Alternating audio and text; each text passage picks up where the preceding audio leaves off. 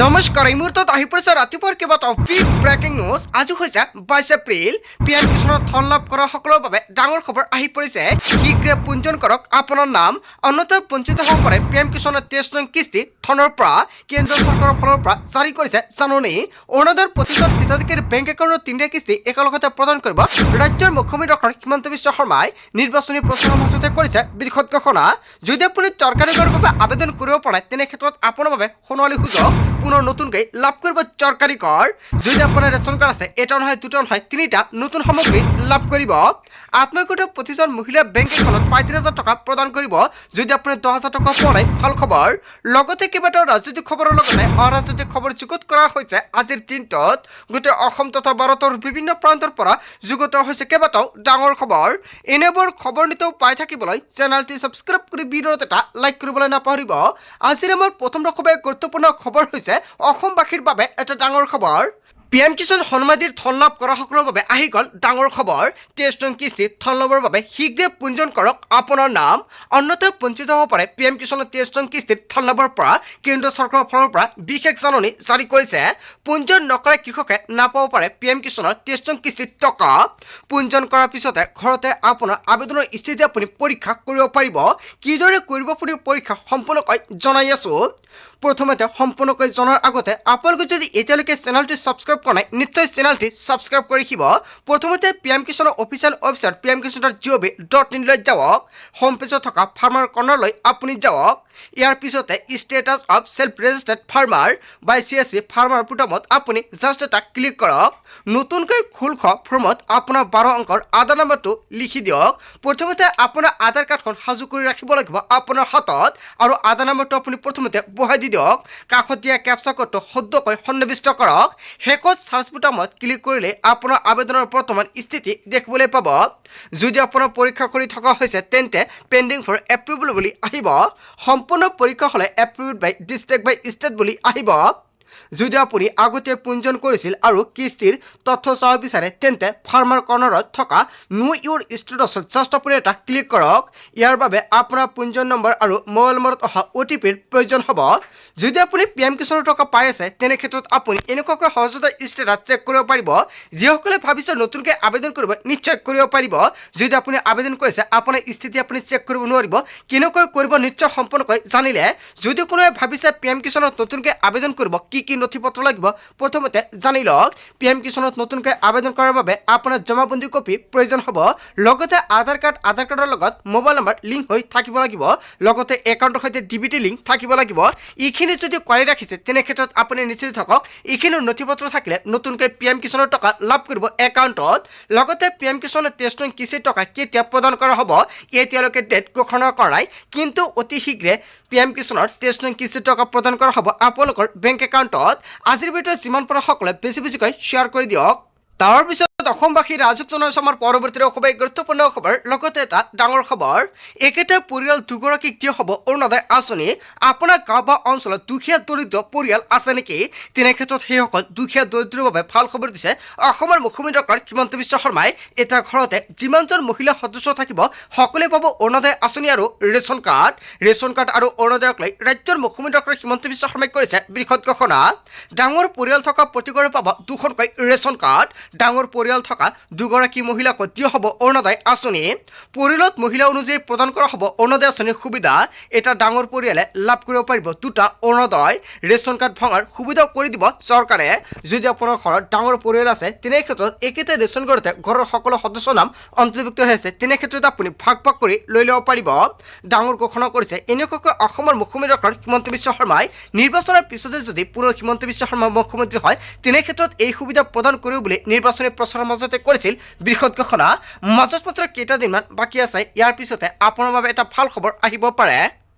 তাৰপিছত অসমবাসী ৰাজক জনাইছো আমাৰ পৰৱৰ্তী খুবেই গুৰুত্বপূৰ্ণ খবৰ। লগতে এটা ডাঙৰ খবৰ, নিৰ্বাচনৰ ফলাফলৰ পাছতে ৰাজ্যত চলিব ধাৰাবাহিক উচ্ছেদ অভিযান। 14 জুনৰ পাছতে নোটিছ লৈ সাজু হ'ব প্ৰশাসন। কেৱল এয়াই নহয়, বাৰিষা কালত এইবাৰ হাজাৰ হাজাৰ লোকক কৰা হ'ব উচ্ছেদ প্ৰসংগৰ সৈতে সম্পৰ্ক নাই মুছলমানৰ। বিজেপিৰ ইস্তাহাৰতে আছে উচ্ছেদৰ প্ৰসংগ।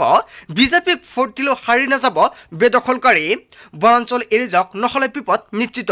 4 তাৰিখে ৰিজাল্ট, 5 তাৰিখৰ পৰাই চলিব চলিব বুলডোজাৰ একশ্যন ভোট গণনা শেষ হোৱাৰ লগে লগে আৰম্ভ হ'ব উচ্ছেদ অভিযান বাংলাদেশ ত্ৰিপুৰাৰ লোকে মাটি দখল কৰিলে মানি লোৱা নহ'ব চৰকাৰী মাটিত অবৈধভাৱে থকা ৰবৰ বাগানত হ'ব উচ্ছেদ অভিযান নিৰ্বাচনৰ ফলাফলৰ পাছতে ৰাজ্যত চলিব ধাৰাবাহিক উচ্ছেদ অভিযান অসমৰ মুখ্যমন্ত্ৰী ডক্টৰ হিমন্ত বিশ্ব শৰ্মাই কেইবাটাও পৃথক মন্তব্য কৰিছে তাৰ পিছত অসমবাসী ৰাজুক জনসমৰ পৰৱৰ্তী খুবেই গুৰুত্বপূৰ্ণ খবৰ লগতে এটা ডাঙৰ খবৰ পুনৰ নতুনকৈ হাজাৰ হাজাৰ লোকে লাভ কৰিব চৰকাৰী কৰ নতুনকৈ ভূমি লাভ কৰা লোকে পাব চৰকাৰী পকীকৰ অসমত উপস্থিত হৈ ঘোষণা কৰিছে কেন্দ্ৰীয় মন্ত্ৰী শিৱৰাজ সিং চৌহানে পকীকৰৰ বাবে আবেদন কৰিবলৈ কি নথি পত্ৰৰ প্ৰয়োজন হ'ব আপুনি চৰকাৰী কৰৰ বাবে জিঅ' টেকিং কৰিব পৰা নাই নেকি যদি আপুনি জিঅ' টেকিং কৰাৰ সুবিধা পোৱা নাই তেনে ক্ষেত্ৰত নতুনকৈ লাভ কৰিব চৰকাৰী কৰ আৰু চৰকাৰী কৰৰ বাবে কেনেকৈ আবেদন কৰিব কেন্দ্ৰ চৰকাৰৰ ফালৰ পৰা কৰিছে বৃহৎ ঘোষণা আৰু কি নথি পত্ৰৰ জৰিয়তে আপুনি আবেদন কৰিব লাগিব হিতাধিকাৰীৰ আধাৰ কাৰ্ড থকাটো বাধ্যতামূলক পান কাৰ্ড লাগিব এক্টিভ বেংক একাউণ্ট ৰঙীন ফটো আয়ৰ প্ৰমাণপত্ৰ আৰু ঠিকনাৰ প্ৰমাণপত্ৰ লাগিব দুটাকৈ কিস্তিত একাউণ্টত লাভ কৰিব গৃহ নিৰ্মাণৰ ধনৰাশি পুনৰ নতুনকৈ হাজাৰ হাজাৰ লোকে পাব চৰকাৰী কৰ যিসকলে চৰকাৰী কৰৰ সুবিধা পোৱা নাই ভাবিছে নতুনকৈ আবেদন কৰিব নিশ্চয় কৰিব পাৰিব কেনেকৈ আবেদন কৰিব কি নথি পত্ৰ লাগিব জানিলে আৰু আবেদনৰ স্থিতি নেক্সট ভিডিঅ'ত সম্পূৰ্ণকৈ জনাই দিম তাৰ পিছত অসমবাসী ৰাজুক জনসমৰ পৰৱৰ্তী খুবেই গুৰুত্বপূৰ্ণ খবৰ লগতে এটা ডাঙৰ খবৰ ৱাশ্বিং মেচিনক চাফা কৰিব নোৱাৰিব তৃণমূল কংগ্ৰেছক পুনৰ অসমৰ মুখ্যমন্ত্ৰী ডক্টৰ হিমন্ত বিশ্ব শৰ্মাই কেইবাটাও বিস্ফোৰণ মন্তব্য কৰিছে পবিত্ৰ গংগাত ডুবাই গা ধুৱাব লাগিব তৃণমূল কংগ্ৰেছক 4 মাহৰ পাছত পশ্চিমবংগত তৃণমূল কংগ্ৰেছৰ গুণ্ডা বাহিনীৰ ৰক্ষা নাই অসমত তৃণমূল কংগ্ৰেছৰ গুণ্ডা বাহিনীৰ বাবে তলব বন্ধ গুণ্ডা বাহিনী অসমত প্ৰৱেশ কৰিব নোৱাৰিব এনেকুৱাকৈ হিমন্ত বিশ্ব শৰ্মাই হুংকাৰ প্ৰদান কৰিছে পশ্চিমবংগত তৃণমূল কংগ্ৰেছৰ গুণ্ডা বাহিনী বাংলাদেশ পলাব লাগিব বাংলাদেশে একমাত্ৰ ঠাই য'ত গুণ্ডা বাহিনী থাকিব পাৰিব বাংলাদেশী আৰু মমতা চৰকাৰৰ মাজতে ইলু আছে বুলি এনেকুৱা কেইবাটাও বিস্ফোৰণ মন্তব্য কৰিছে আচলতে অসমৰ মুখ্যমন্ত্ৰী ডক্টৰ হিমন্ত বিশ্ব শৰ্মাই পশ্চিমবংগত গৈ যিকেইটা বিস্ফোৰণ মন্তব্য কৰিছে জনতাই কি ক'ব জনতাৰ মন্তব্য নিশ্চয় প্ৰথমতে কমেণ্ট বক্সত জনাই দিব পশ্চিমবংগ বাবৰৰ ভূমি নহয় ৰবীন্দ্ৰনাথ ঠাকুৰৰ ভূমি বুলি আশা দিছে হুমায়ুন কবিৰৰ বাপেকৰ সম্পত্তি নহয় পশ্চিমবংগত আৰু অসমত হুমায়ুন কবিৰ থকা হ'লে 2 ঘণ্টাৰ ভিতৰত ট্ৰিটমেণ্ট কৰি দিলোহেঁতেন পশ্চিমবংগত গৰ্জন অসমৰ মুখ্যমন্ত্ৰী ডক্টৰ হিমন্ত বিশ্ব শৰ্মাৰ ৱাশ্বিং মেচিনত চাফা কৰিব নোৱাৰি তৃণমূল কংগ্ৰেছক অসমৰ মুখ্যমন্ত্ৰী ডক্টৰ হিমন্ত বিশ্ব শৰ্মাই যিকেইটা মন্তব্য কৰিছে জনতাৰ মন্তব্যটো নিশ্চয় কমেণ্ট বক্সত জনাই দিব তাৰ পিছত অসমবাসী ৰাজুক জনসমৰ পৰৱৰ্তী খুবেই গুৰুত্বপূৰ্ণ খবৰ লগতে এটা ডাঙৰ খবৰ 4 মাহত অসমত চৰকাৰ গঠন কৰিব বিৰোধী মিত্ৰজোঁটে আচলতে অসমত এইবাৰ কৰে চৰকাৰ গঠন কৰিব হিমন্ত বিশ্ব শৰ্মা নে গৌৰৱ গগৈ জনতাৰ মন্তব্যটো প্ৰথমতে কমেণ্ট বক্সত জনাই দিব গৌৰৱ গগৈ হ'ব নেকি অসমৰ পৰৱৰ্তী মুখ্যমন্ত্ৰী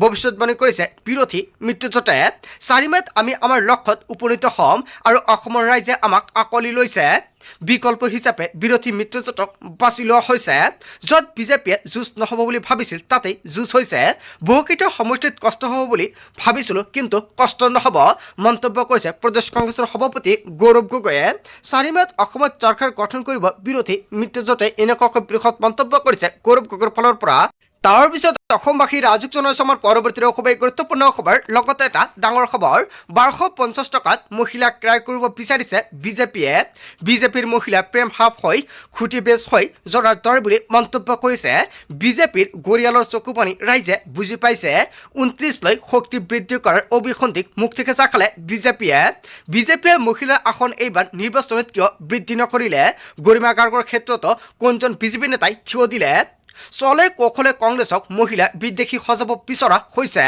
নাৰী শক্তিৰ কথা কোৱা প্ৰধানমন্ত্ৰীৰ নাৰীৰ প্ৰতি ভক্তি নাই সৰব হৈ পৰিছে মহিলা কংগ্ৰেছৰ সভানেত্ৰী মীৰা বৰঠাকুৰে 1250 টকাক মহিলাক ক্ৰয় কৰিব বিচাৰিছে বিজেপিয়ে এনেকুৱাকৈ বৃহৎ প্ৰশ্ন উত্থাপিত কৰিছে তাৰ পিছত অসমবাসী ৰাজুক জনসমৰ পৰৱৰ্তী খুবেই গুৰুত্বপূৰ্ণ খবৰ লগতে এটা ডাঙৰ খবৰ এইবাৰ বিৰোধীয়ে চৰকাৰ গঠন কৰিব কোনোপথে বিজেপিয়ে চৰকাৰ গঠন কৰিব নোৱাৰে সাহসীয় দলে নিজৰ দুৰৱস্থা প্ৰকাশ কৰিছে মুখ্যমন্ত্ৰী হিমন্ত বিশ্ব শৰ্মাৰ মুখত এতিয়া হতাশা ইউডিএফৰ মানুহে হায়াৰ কৰি ইলেকশ্যন খেলিলে বিজেপি মিত্ৰজোঁটে ৰাইজে ৰিজেক্ট কৰিলে বিজেপিক অগপত নতুন ইউডিএফ বনালে বিজেপিয়ে য'ত যুঁজ নহ'ব বুলি ভাবিছিল তাতে প্ৰত্যাহ্বানৰ সন্মুখীন হৈছে বিজেপি মন্তব্য কৰিছে অজপৰ সভাপতি লুৰিণজ্যোতি গগৈয়ে বন্ধু বান্ধৱীসকল গোটেই অসম তথা ভাৰতৰ বিভিন্ন প্ৰান্তৰ পৰা যুগত হৈছে কেইবাটাও ডাঙৰ খবৰ এনেবোৰ খবৰ নিতৌ পাই থাকিবলৈ চেনেলটি ছাবস্ক্ৰাইব কৰি ভিডিঅ'ত এটা লাইক কৰিবলৈ নাপাহৰিব চ' থেংক ইউ ফৰ ৱাচিং ফুল ভিডিঅ'